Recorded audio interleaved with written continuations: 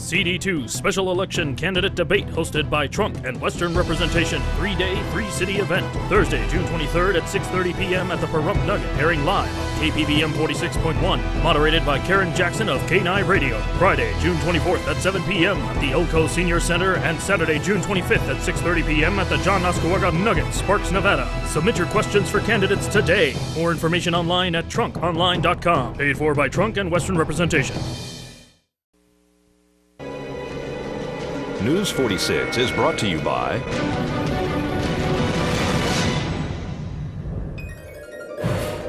Affiliated Chiropractic and Affiliated Physical Therapy.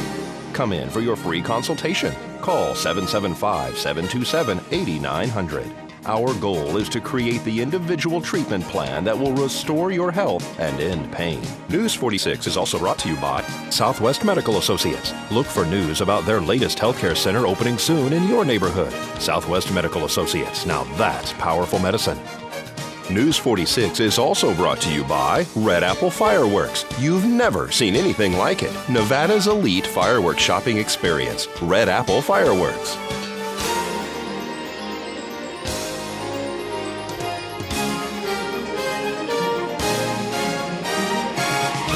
Tonight on News 46, Nye County Sheriffs investigate a bomb threat. 2 suspects are in custody following a botched robbery. And Nye County Tax Assessor Shirley Matson's case is dismissed. News 46 starts now. You're watching KPVM News 46 with Rick Vale and Rhonda Van Winkle. Local coverage from Deanna O'Donnell and news across Nevada with Janet Eric. News 46. Local coverage you can count on.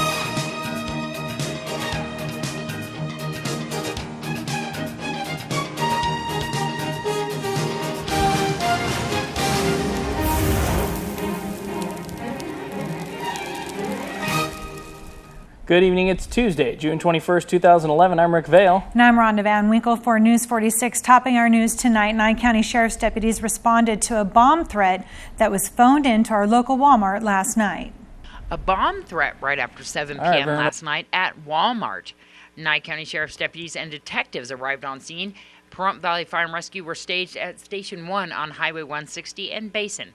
After interviewing the management at our local store, it was determined by Nye County Sheriff's deputies that, in fact, a male has been calling into the store to issue a bomb threat more than once. Nye County Sheriff's Department deemed it safe for shoppers to continue business inside the store after temporarily blocking the entrance.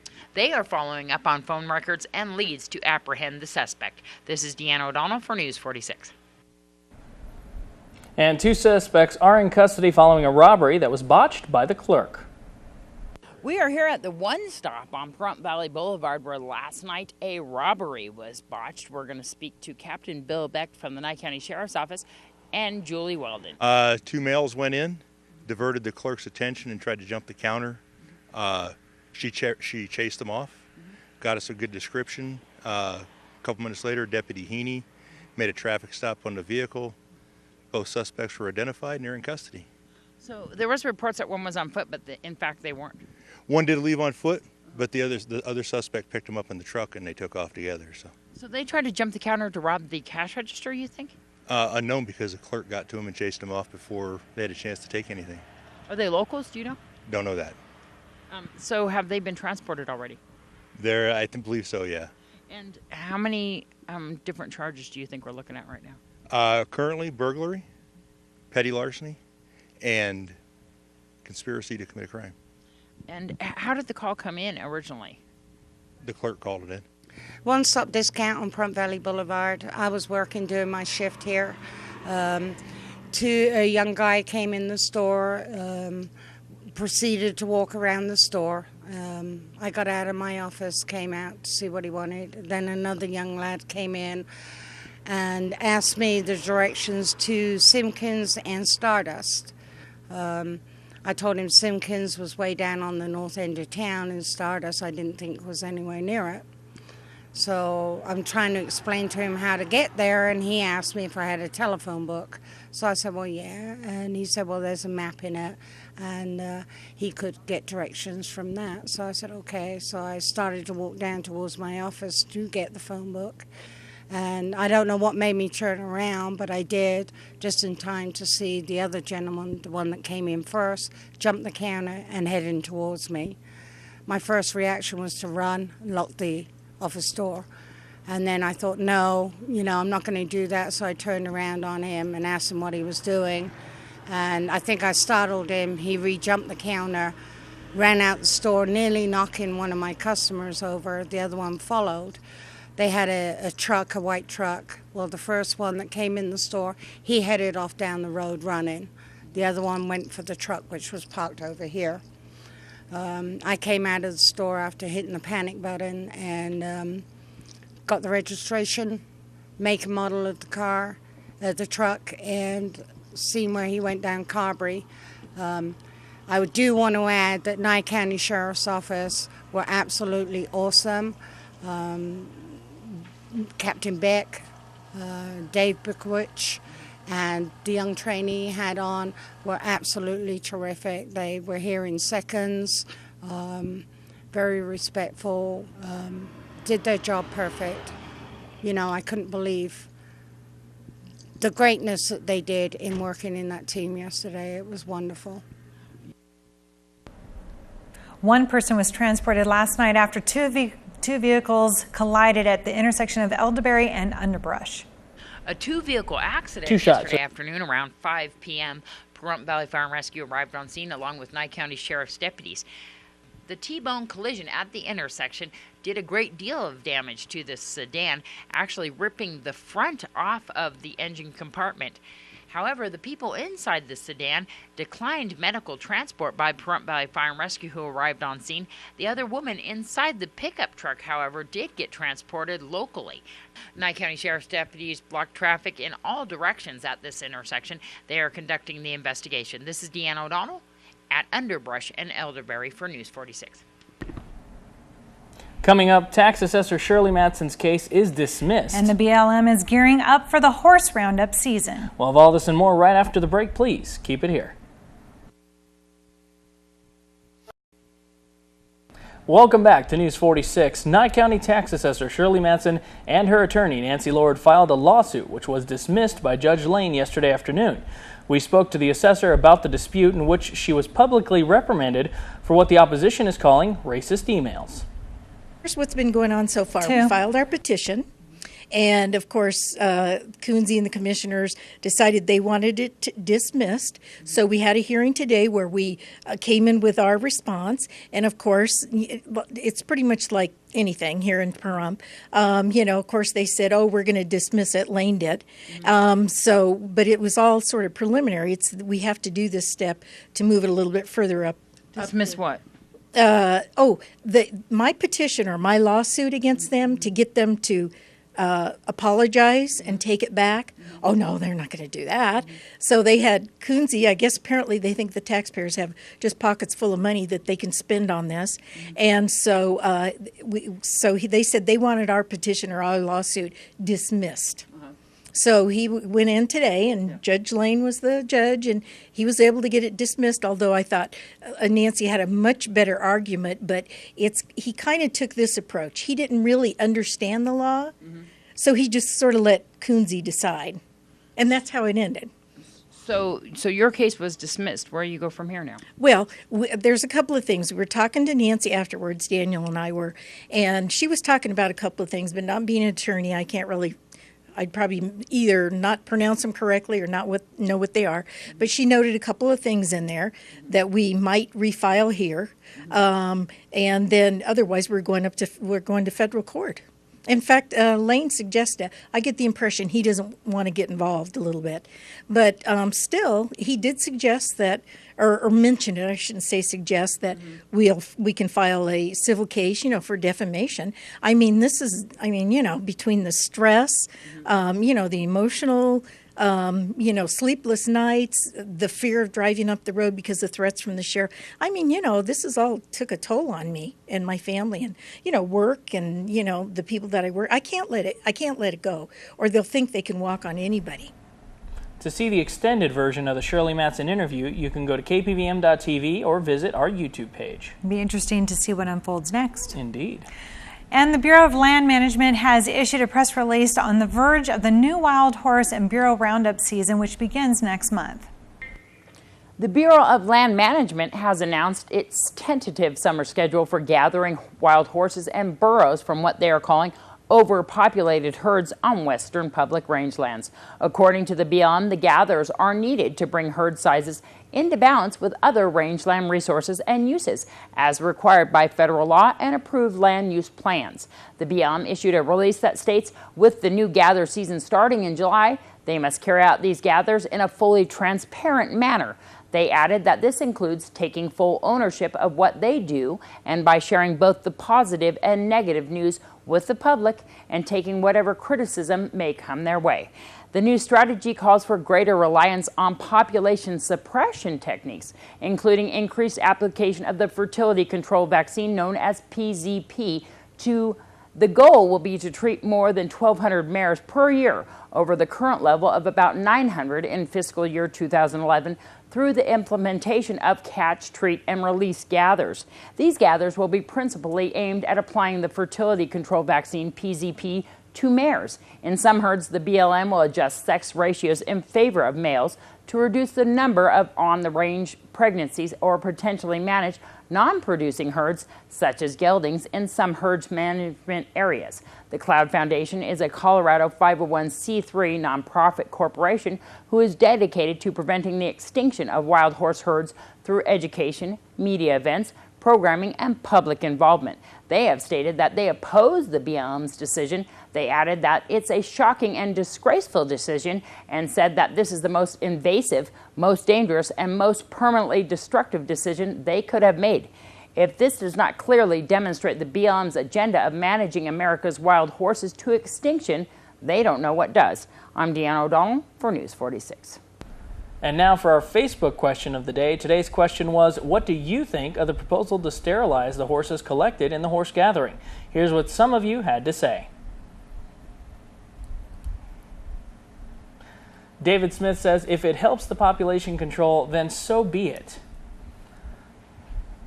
And Laura Vaughn says that she agrees it's a good idea. Hallie Burchett says, it may not seem natural, however, it is in the best interest of the horses, because obviously we cannot let them roam and live the way they were meant to live. So instead of making them suffer generation after generation, just fix them. Amber says, what does it matter if they are sterilized or not? The Mustangs are rounded up and placed in holding pens. Are they going to release them back into the wild after they sterilize them? The cattle ranchers are the ones that dictate the lives of Nevada wild horses, and I highly doubt the Mustangs will be freed after the procedure. And Barb says, I feel Mother Nature can take care of her own wild horses. Angela says, did they create this position to generate jobs? Because other than that, I see no point to this. Thank you, Rick, for that. Following an off-road vehicle accident in which both husband and wife were injured, friends and family got together to hold the Save the Buffalo golf tournament at Lakeview Golf Course. The fundraiser is to help with medical expenses. Save the Buffalo is a golf tournament to help benefit our family. We don't have health insurance.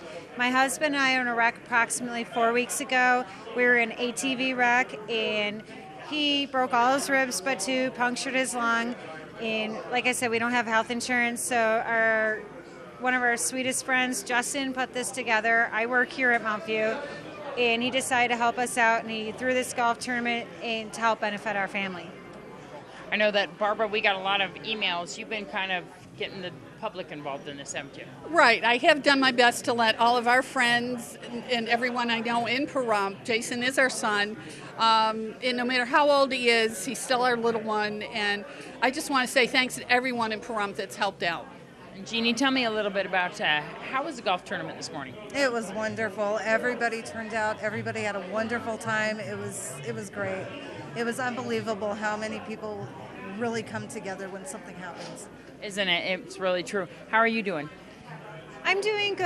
As time goes on, I'm personally feeling better. And what I've been most amazed about this, and I keep saying this over and over, is that When something like this bad happens, it's amazing. You realize who your true friends are and how good people are. It really restores your faith in people again. And what are we doing here right now at Mountain View? Right now, if you come on down, it's they're given a portion of the proceeds from the drinks that they're serving tonight to help us. In part of the raffles, they're donating a portion of that proceeds as well to us. And how is he doing, the buffalo? Well, right now, surgery is still pending. He broke off pieces of his spine, so they're talking about having to put a wire cage in and do surgery. So we're still waiting on to hear if he has to do that. He tries. He has a good attitude. He's in a lot of pain, but he's a strong guy. Is he in the hospital? He was in the hospital for a week and in ICU, but he's home now recovering. Wonderful. This must be a big toll on you. It was for a few days, because what we did was we told the doctor to tell Ginger absolutely everything, just not tell Ginger what we knew, that it was less than 50% chance that he was going to make it in the beginning. We didn't want him to say those words because Ginger herself was injured. So it's been a toll, but it's been a help. And I personally want to thank DAV because they've loaned Jason a hospital bed, because Jim is a veteran. And that's a big help. It's a tremendous help. And Jeannie, you've been such a good friend during this. You guys are still going to rally together even after this golf tournament to help this family out. Yeah, you can say that again. Definitely. So how can people donate? How can people help out now? Any way they can contact Mountain View, they can contact Quilts for Cancer. Let us know. They can also contact Justin Zeter at Mount View. Very soon we're going to be setting up a fund where if anybody wants to go to a bank and donate funds that way, we're going to be setting that up next week. But in the meantime, if they would like to donate and help us out, they can come into Mount View. They can ask for Justin or ask anyone up at the cage. There's already an envelope started. They can help us out that way. Okay, so what do we have to look forward to? Oh, I'm not going to spoil it for you. We'll have your full 7-day forecast right after the break. Keep it here.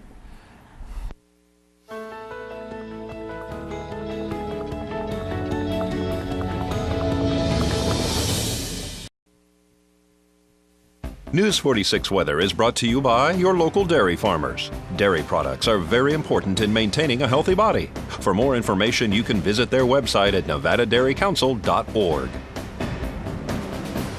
Hey everyone, welcome back to News 46. I'm Rick Vale with your weather. We had a bright and sunny day out there today, a high of 101 degrees, very hot. Winds out of the north-northwest up to 13 miles per hour. Our pressure on the barometer holding steady right around 29.88. The UV index is 9, very high. Sunrise will be at 5:27 a.m. and a record high was 111 degrees back in 1954. Looking at tonight, going to be clear yet again, a low of 74. Winds out of the north at about 8 miles per hour. Sunset will be at 8:04 p.m. and our record low is 53 degrees in 1941. Looking at tomorrow, sunny yet again, a very hot day, 105 degrees with a low of 77. Winds out of the south-southwest at about 13 miles per hour with a UV index of 9, very high. Make sure you got a hat, sunscreen, something like that on when you're outside. Sunrise will be at 5:27 a.m. Looking at our 7-day forecast, Thursday, 32 mile per hour gusts expected, a high of 106 and a low of 80. Friday, 101 for the high, 75 for the overnight low with gusty winds up to 33 miles per hour. Saturday, 35 mile per hour gusts, a high of 98 and a low of 73. Sunday, 42 mile per hour gusts, high of 98 and a low of 72. Finishing off the weekend, moving in next week, Monday, 99 for the high, 74 for the overnight low with gusts up to 24 miles per hour. Tuesday, 36 mile per hour gusts, a very hot 104 degrees for the high with 81 for the overnight low. And our worst weather in the nation today is Butler for soaking rain and cold. Soaking rain. Soaking Not rain? here. Not here. Heck no. Here we got triple digits all week long. Some of the commissioners that were here today for the meeting said that in Tonopah last night it was like 39 degrees. That's how different it is there to here. Well, and then it's even hotter. Like Jason, you know, he stays out in Tacoma and he says it's like 5 degrees hotter out there most days. Bummer. I don't want to go there. No. Okay, well, the public is invited to a grand opening at No to Abuse, located at 621 South Blagg Road tomorrow morning, 10 a.m. to noon. And from my understanding, what that is it's the crisis center is finally opening. And that may not mean a lot to you, but what it means is that if there is a child that's hurt, say molested or something like that, or a woman that's raped, they can do everything here. They can do the full rape kit here. They can do the interviews here with the district attorney, with the sheriff's department. Everything is turnkey here in Pahrump now. Before, they had to drive to Las Vegas and they were separated, and they had to go through this here and that there. It was really traumatic. So it's a good thing. That's fantastic. Thanks for clearing that up, because I was under the impression that No to Abuse is already open, which it was, but now with expanding their services. Definitely. Very important. Excellent. And folks, Nathan Adelson Hospice invites you to an interfaith gathering for a workshop focusing on suicide grief on Monday, June 27th from 10:30 a.m. until 12:30 p.m. Please RSVP by tomorrow by calling 751-6700. And that being said, that's going to do it for this edition of News 46. I'm Rick Vale. And I'm Rhonda Van Winkle. From everyone up here on the Hill at KPVM, we wish you a safe evening, and we'll see you here again tomorrow night. Until then, good night, Pahrump. Good night.